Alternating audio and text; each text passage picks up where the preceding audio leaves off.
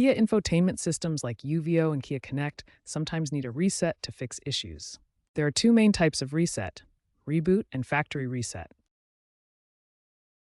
A reboot is like restarting your computer. Use the power button or My Kia app for newer models like K5 Hybrid or EV6.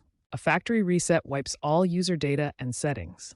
Back up Bluetooth pairings first and use it for persistent problems. Always perform resets while parked for safety to avoid distractions. If your Kia touchscreen isn't working, the issue could stem from software corruption, electrical faults, or even hardware wear. First, ensure your system is up to date with the latest over-the-air updates, which Kia has been rolling out since 2025 to fix glitches remotely.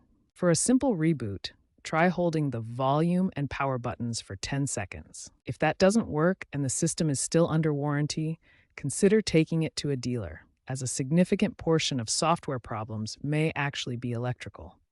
Factory resets can be performed through the settings menu, but proceed with caution.